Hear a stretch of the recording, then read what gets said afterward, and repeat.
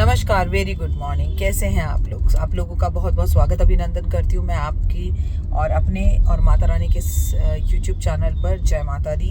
अब मैं आपको 5 मिनट स्टोरी में कैसी कहानी सुनाऊंगी जिसे आप अपने भाई को, बहनों को, बच्चों को, दोस्तों को ज़रूर समझाएं। और सबसे पहले इस कहानी को खुद समझें। एक धन सेठ नाम का सेठ था। उसकी मृत्यु करीब थी। उसके 2 पुत्र थे। उसने सोचा मरने से पहले मैं अपनी ज़मीन और जायदाद बच्चों के नाम कर दूं, बाद में ये झगड़ा ना करे तो अच्छा होगा। डॉक्टर ने उसे बोला आपके पास 2 महीने का टाइम है, इससे ज़्यादा जियोगे नहीं। उसने अपनी ज़मीन जायदाद बच्चों के लिए लिख दी, लेकिन दोनों बेटों के बीच में 2 बेडरूम के फ्लैट को लेकर ज़बरदस्त लड़ाई हो रही थी और दोनों इतने गंदे शब्दों का प्रयोग कर रहे थे एक दूसरे से झगड़ा करने में कि पिता लेटा लेटा बिस्तर पे सब कुछ देख रहा था। ये लड़ाई 1 हफ्ता लगातार चलती रही। 1 हफ्ते के बाद जब पिता ने देखा कि इसका कोई सोल्यूशन नहीं निकल रहा है तो उसने अपने बच्चों से कहा, अरे मूर्खों, तुम एक सिर्फ 2 कमरों के बेडरूम के और बेड के और उसके सामान के लिए और एक फ्लैट के लिए लड़ रहे हो। मेरे पास तो अपार खजाना है, चलो मेरे साथ। और बच्चे जो है दोनों लड़ाई झगड़ा भूल कर अपने पिता के पीछे पीछे चल दिए।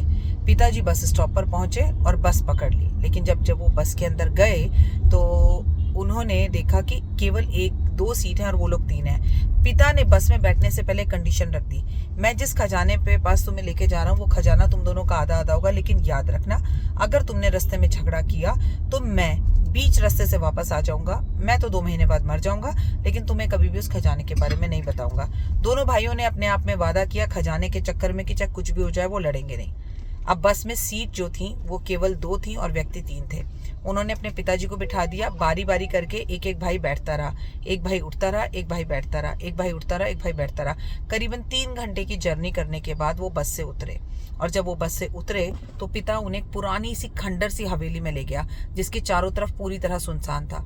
पिता हवेली के अंदर गया और हवेली के अंदर जाते ही जोर जोर से रोने लगा। और बच्चों ने पिता को रोते हुए देखा तो रोने का कारण पूछा, पिताजी रो क्यों रहे हो?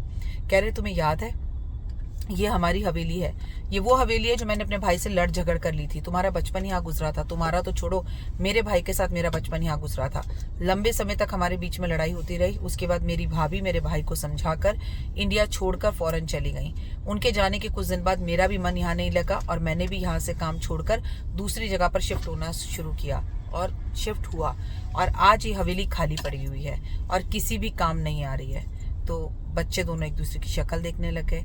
कहते क्या ही मिलता है भाइयों से लड़ाई झगड़ा कर कर, कुछ नहीं मिलता। बस की सीट याद है तुम्हें? तो बच्चों ने कहा बस की सीट से जायदाद का, प्रॉपर्टी का या पिताजी बहुत सारे खजाने का क्या लेना देना?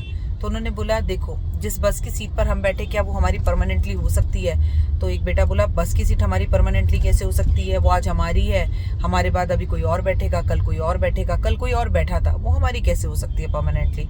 पिता मुस्कुराए और बोले बस यही जिंदगी का फलसफा है। आज ये हवेली मेरी थी, फिर मेरे भाई की थी, फिर मेरी हो गई, आज तुम्हारी और तुम्हारे बाद किसी की होगी। जिंदगी के अंदर जो चीज परमानेंट है ही नहीं उसके लिए क्या झगड़ना? आपस में मिलकर रहो। देखो कोई बहुमूल्य रिश्ता तो नहीं छोड़ रहे। आज दुख सुख में बुढ़ापे के इस मोड़ पर मैं बिल्कुल अकेला हूँ और 2 महीने जिंदा रहने वाला हूँ। मेरी बड़ी इच्छा है कि मरने से पहले मैं अपने भाई से मिलूं, लेकिन शायद मैं उसे फोन करूं तो वो मेरा फोन भी ना उठाए, क्योंकि जिंदगी को सच में हमने ऐसा ही कर दिया है। मैं तुम्हें सिर्फ यहाँ समझाने के लिए ये आया हूँ कि दुनिया का सबसे बड़ा खजाना जो है वो यही है। और वो खजाना ये है कि बिल्कुल भी आपस में लड़ाई झगड़ा मत करो। आपको जो आपके प्यार से मिल रहा है वही आपकी ज़िंदगी का सबसे बड़ा खजाना है। मैं चला जाऊंगा, उसके बाद ये हवेलियाँ सब कुछ चीज़ें ऐसी की ऐसी रखी रहेंगी। दोनों बच्चों को पिता की बात समझ में आ गई और वो पिता के पैरों में गिरे और माफ़ी मांगने लगे और कहने लगे पिता बस की सीट से हमें समझ में आ गया, जो सीट आज हमारी है कल किसी और की थी, परसों किसी और की होगी। पापा हमसे गलती हो गई, हमें माफ़ कर दो। दोस्तों देखो, कहीं जिंदगी की होड़ में, किसी खजाने की होड़ में, किसी जायदाद की होड़ में आप अपने बहुमूल्य रिश्तों को तो खत्म नहीं कर रहे। अंत में जब हम मुसीबत में होते हैं या हम बहुत खुश होते हैं तो ना तो खुशी हम अकेले मना सकते हैं, ना अफसोस हम अकेले बना सकते हैं। हमें अपने रिश्तों की ज़रूरत होती है। जिंदगी का सफ़र एक बस की सीट की तरह है। आज हम हैं, कल हमारी जगह कोई और होगा। जिस जेवरों को आज आप पहन रहे हैं कल किसी और ने पहना था और कल कोई और पहनेगा और उसके बाद कोई और पहनेगा। कफन में जेब नहीं होती, हम अकेले आए थे, अकेले जाएंगे। इसलिए रिश्तों की कदर करें। आपसे फिर बोल रही हूँ, आज होली का पावन त्योहार है और आज होली की अग्नि में अपनी नफरत, गुस्से और इरिटेशन को बाहर फेंक दीजिए और रिश्तों की कदर कीजिए और मिलकर होली खेलिए। जय माता दी।